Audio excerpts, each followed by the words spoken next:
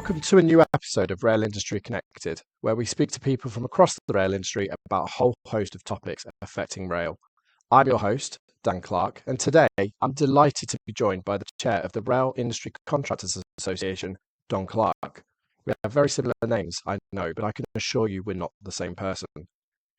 Don has an illustrious career in the railway industry and has been chair of the association since 2013.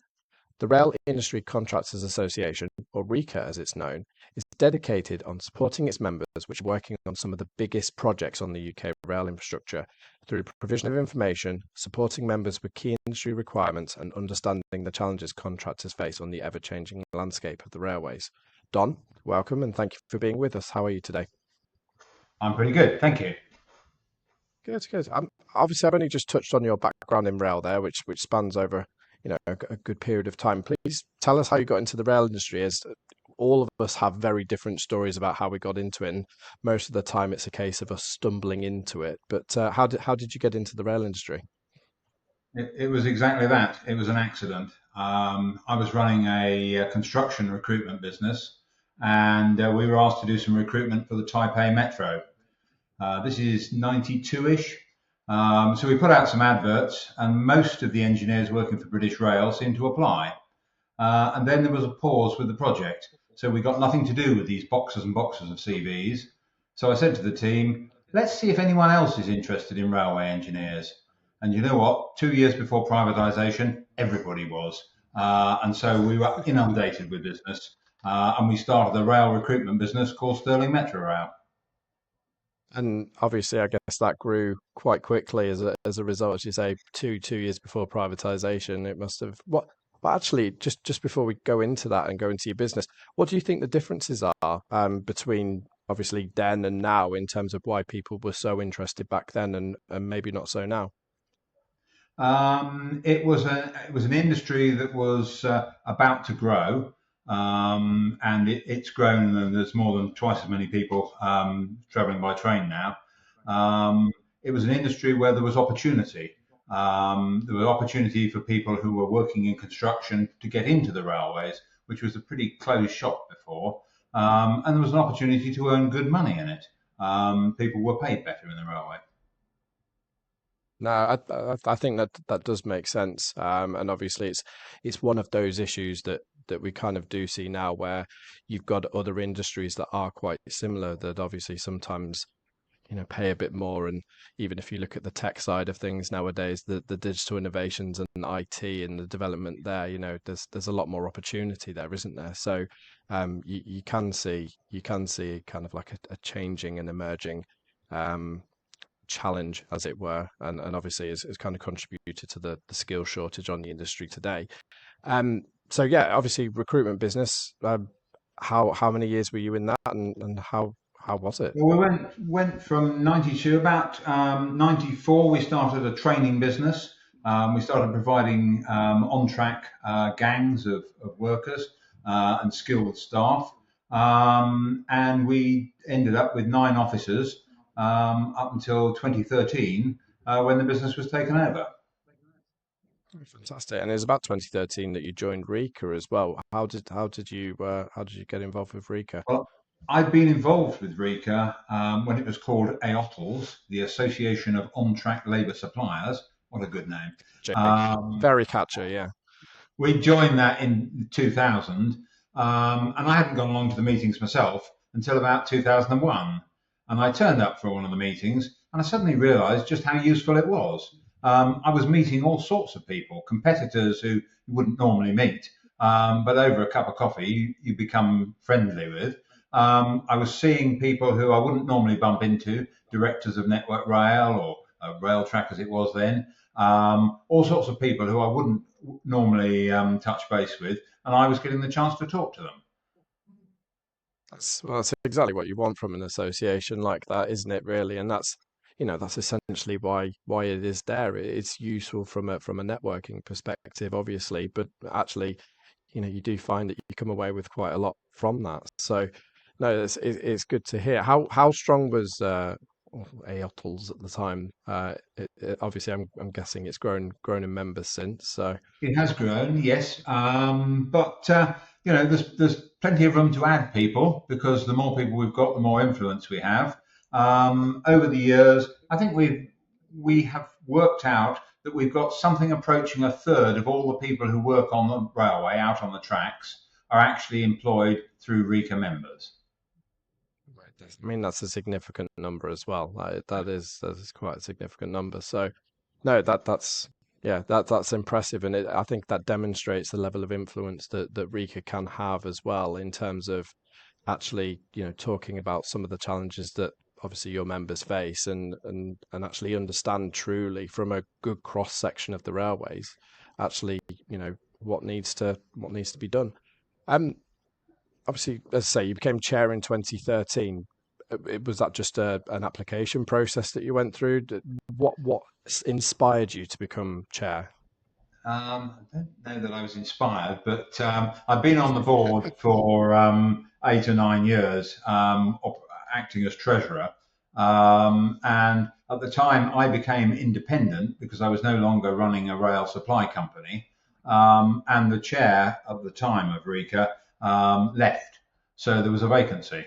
And the board came to me and said, "You're independent, you know us, you've been involved in helping run the association. Will you take on the chairmanship?" And I said I would for a year. And that was in For 2013. a year? Yeah, Yeah, 11 just a years year. later, here you are. What does that level of independent kind of nature, what does that independent nature kind of give you, you feel, over essentially someone that's in there? Because obviously, I think sometimes maybe if you're working within on the tools and kind of right within the industry, you can kind of, you can kind of get blinded by exactly what's in front of you, can't you? Do you feel that independent side of things gives you a bit of more of a fresh set of eyes, as it were? I think it does a couple of things. It means I've got no vested interests, so I can be very fair about the way we deal with all the members of RICA, and my interest is for all of them, not just for my own business because I no longer have my own business. The other thing is that I can be brave enough to put my head above the parapet at times and ask the questions that other people might not want to, because I'm independent and there's nothing much can touch me. No, that does absolutely make sense. Um, I think that's quite an important point, actually, that I do want to raise today, and I think that's something that maybe is such an important element of an association, is actually putting your head above the parapet, kind of looking at things from a balanced point of view, but actually really pushing for the right things within the industry to make a difference for your members. From over the last few years, what are the challenges that your members have come to you saying that they face, and how are you working with them to address that? Um, well, I guess the challenges at the moment are a bit of lack of work, beginning of a control period. Um, People always say it's not going to happen, but it always does. There's always a time to get going. There's no good blaming anybody. That's just how life is. Um, I think some of the major problems are having visibility of the work that's coming up, and having continuity of work. Where we have peaks and troughs of work, it's difficult for members to invest. They want to be Of course. investing, they want to see what's coming in the future, and in particular, they want to invest in their staff. You want to spend money on training people, giving them extra skills. But if you don't know if you're going to have a job for them in 3 months' time, it's difficult to balance that business case. And so, given even if there isn't huge amounts of work, at least if you know what there is and you can see it in a reasonably steady state, then you can make plans and you can make investments. No, exactly. And as you say, it's typical of a control period that that's the case. And obviously we've seen that before in previous control periods. How do you feel contractors have kind of managed that initial lack of work in the interim? And yeah, obviously, as I say, we see it all the time. If you actually look at electrification in the UK as well, we have these spurts where you have an absolute shed load of electrification work just happening. and then all of a sudden the funds dry up and they decide actually we're not going to electrify parts of the railway anymore. But then all that skill is kind of lost You and lose goes it. to across other industries. Yeah, exactly. So, you're seeing kind of similar trends for these control periods. How have you seen other contractors manage that over the time? With difficulty, but Mm, also often by going into other industries. Um, yeah. in my early days of supplying people to work on the railways, I could pay them £2, £3 an hour more than contracting, construction people. Nowadays, not really the case. Construction pays very well. Construction people work Monday to Friday with maybe a Saturday morning for overtime. They don't work Saturday night in the rain, and a lot of these people are of an age where they've got young families and they want to spend time at home at the weekend with their family. Of Rail course. doesn't lead itself to that. So we need to make proper career prospects for people, so that even if the money isn't greater, the careers are better. Absolutely. Where do you think RICA's role is in that, with its members? Well, RICA spends a lot of time trying to make that point to the clients, and there are a number of clients around. And I'm very pleased to say that I had a conversation with the Director of Procurement for Network Rail the other day, and she's acutely aware of the same problem. And we have a meeting on the 4th of November to which all our members and many other people are invited to try and hash this out and see what can be done.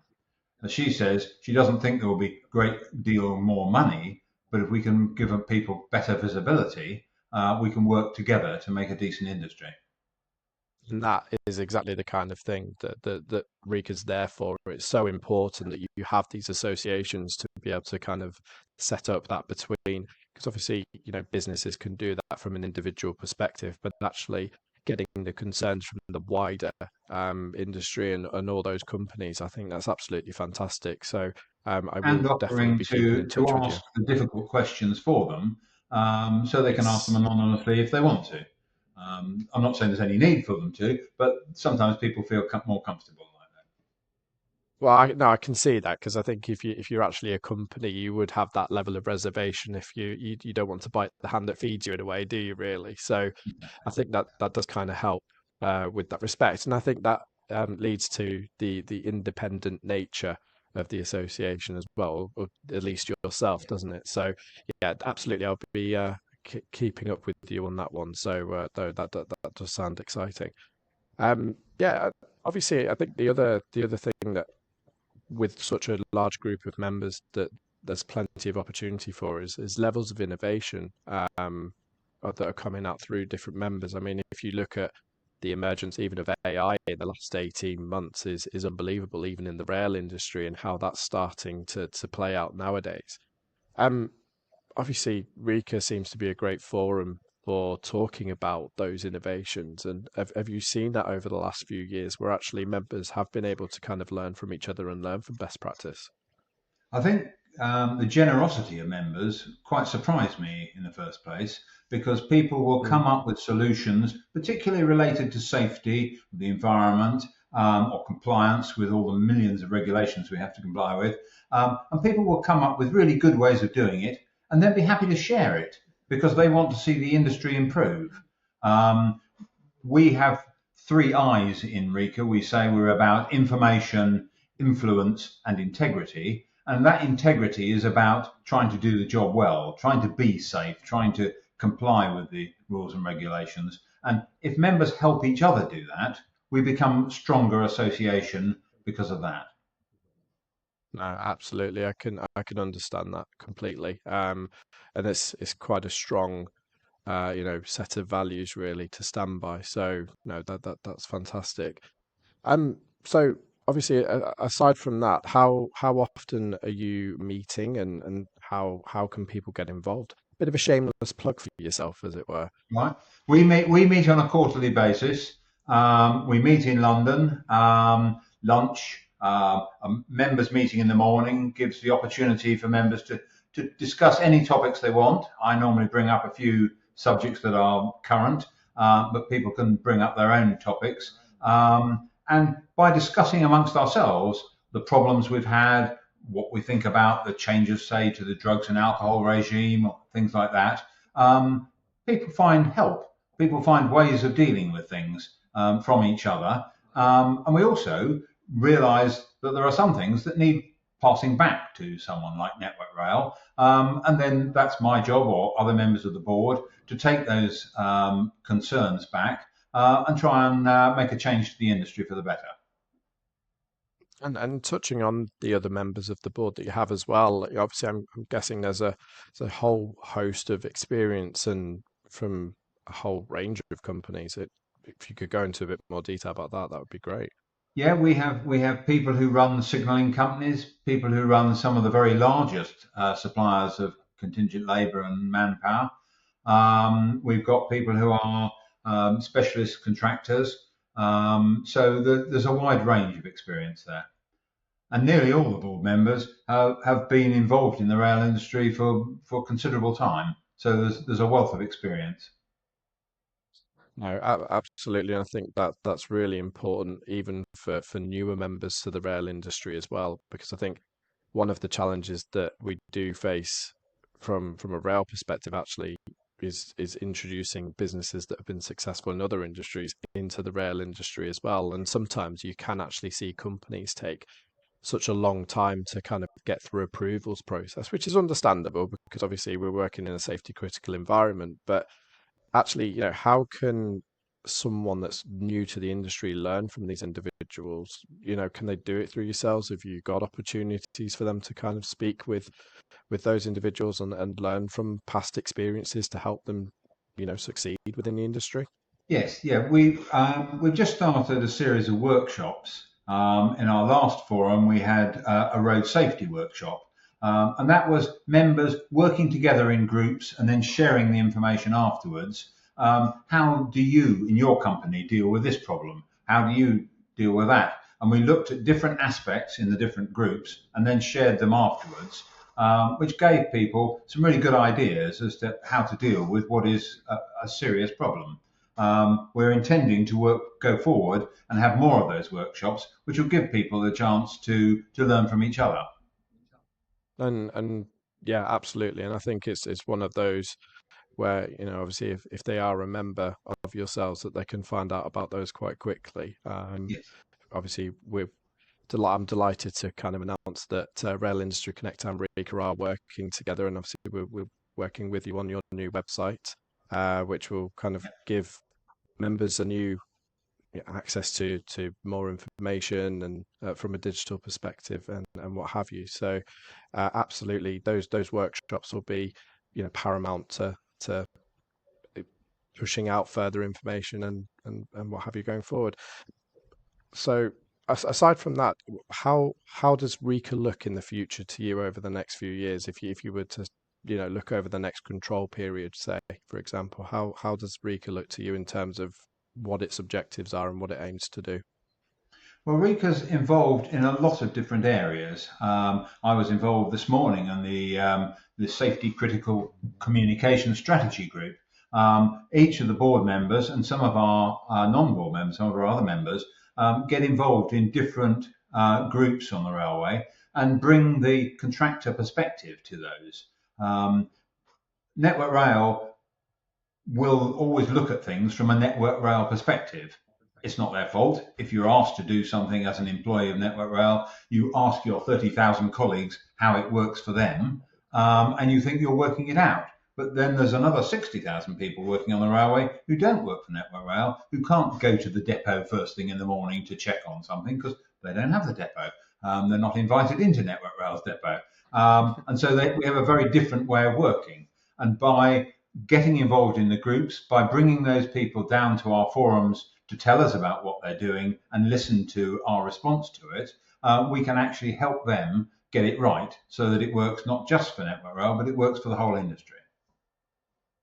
How are you canvassing those opinions at the moment as RICA as an organisation from your members? Normally through the membership discussions. That's the Good. point at the forums, that people can come along, topics will be raised, they'll have opinions because they're feeling the effect of these things themselves. Like, as I said, the change in the drugs and alcohol from 5% to 20%. That was a big change. It has some difficulties when perhaps some of your staff only work at the weekends, and your customers don't really want them tested; they want them working. So how do we manage this? And we can work together to try and find a decent solution for it. Perfect. Don, thank you very much. I really appreciate your time. Obviously, if anyone does want to become a RICA member, how do they go about that? Go on to the RICA website, or get in touch with me directly.